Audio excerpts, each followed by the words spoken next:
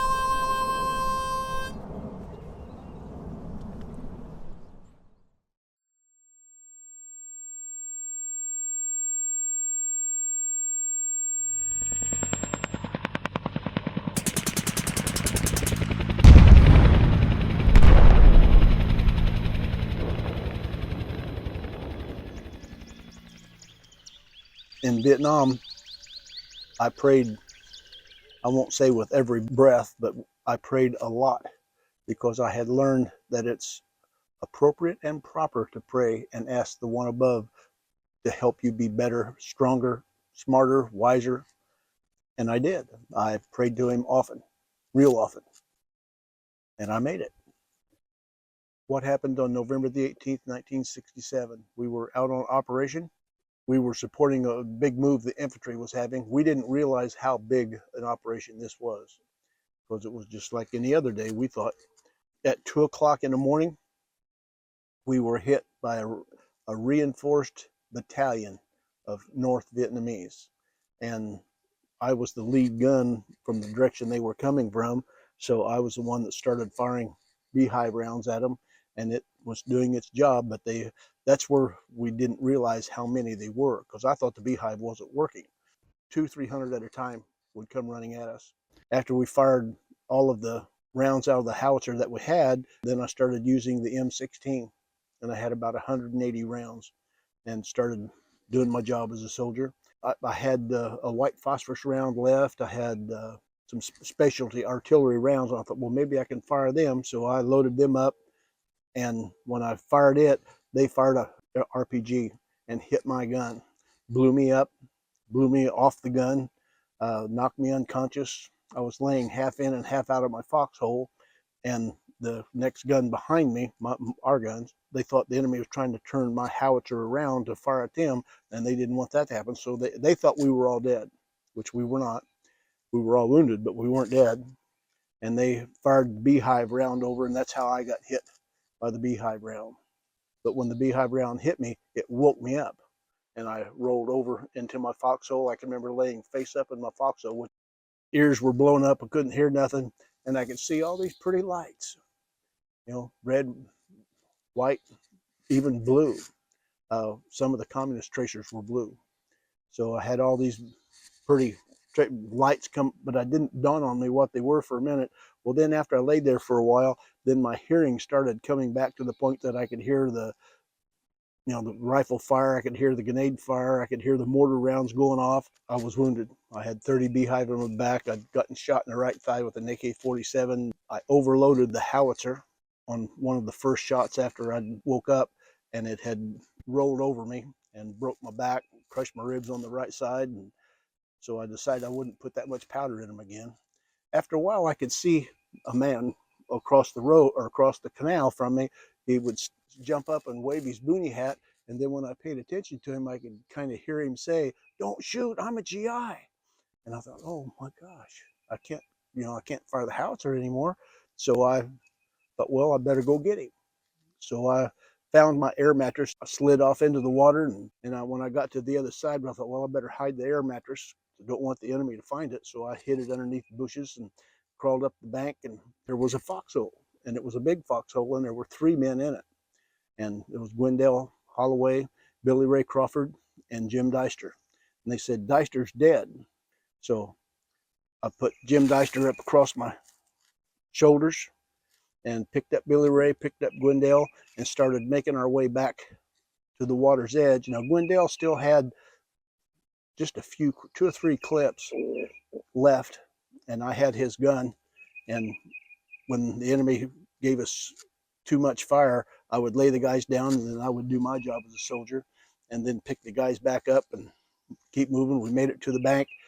I think I brought Jim Deister across first because we thought he was dead. Jim was alive, but no heartbeat. We couldn't detect a heartbeat. When I got to the bank, some of my guys pulled, well, it was Bill Murray and Frank Gage that pulled him up out of the water. And I went back across. Gwendell and Billy Ray could both hang on to that air mattress. Billy Ray had lost part of one of his legs, but the rest of his body was, he had shrapnel wounds and stuff, but he was fair. Gwendell had been shot, but he was doing fair. And I pulled him back across, and once again, my guys jumped in the water and helped get him out. And I was about 10 foot from the bank, and my job was done. And I was so tired and hurt so much, and I just let my body, and I started sinking in the water. The deeper that I got, I could feel the cool. I still remember how cool that water felt. It just felt so good. And then it was like somebody picked me up and was holding me up above the water. And it was, I thought, a Roman soldier, because he had the helmet and the breastplate and was holding me 10 foot up out of the water. And I'm, wow. And he said, "My son, your job isn't done yet." And he laid me back in the water. And so I swam to the bank and got out and joined the guys and did what I could to help until the enemy broke contact about 8 o'clock in the morning. And by that point, I'd lost a lot of blood, was feeling really weak. And I can remember sitting on some sandbags why do I hurt so bad? Man, his body was just, man, hurting really bad. And I couldn't see, I was expecting to see big bullet holes or something. And all I had was just little trickles of blood running down everywhere. And now I know it was the beehive that went through and just made little bitty tiny holes, but you don't lose till you quit trying. I passed out, woke up in the hospital in Kanzama, Japan. They were going to retire me from the Army and send me home. And General Westmoreland allowed me to go back to be with my brothers because I needed to touch my brothers because I had just passed out. I didn't know what happened, and it worked out great. One of the things that I realized in my heart, that the probability of the fact that the reason why I'm still alive today is because my job isn't done yet. So I keep doing my job every day that I can. I keep doing the very best I can, and I'm still here. So thank you, sir, and I'll keep doing my job, and we'll see what tomorrow brings. All right, where are we headed to? Vietnam Veterans Memorial, the wall. All right, what are we doing there? I don't know.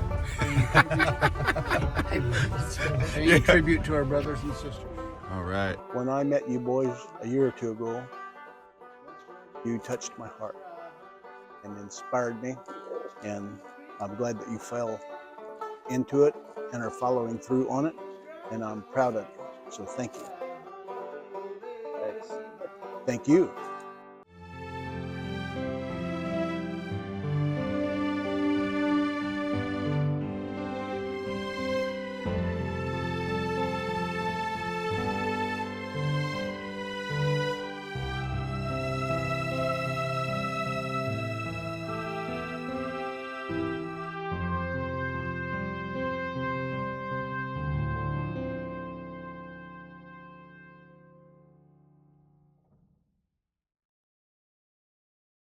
All right, so I heard we're gonna make a movie. Yeah, I'm gonna make a movie. Hey, what's going on? I'm Nathan. And I'm Todd. We're the Tetreault Brothers. We're both veterans. We both served our country, and we're excited about telling a story about another veteran who happens to be a Medal of Honor recipient from the Vietnam War.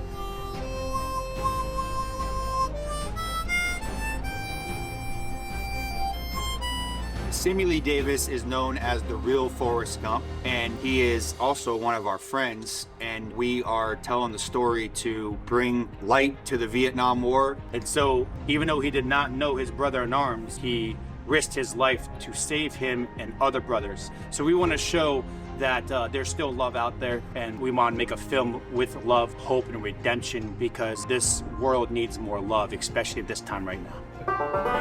You get a line, I'll get a closer. We've got two veterans, two brothers who are filmmakers, Actors, stuntmen, and now producers. telling a story about another veteran, and it's going to be great, and we need your support. So we're coming to you today to ask you to financially support us by giving us your donations and helping us to get this project funded so we can make it happen. So like it, comment on it, help us get the word out. Thank you. Thank you.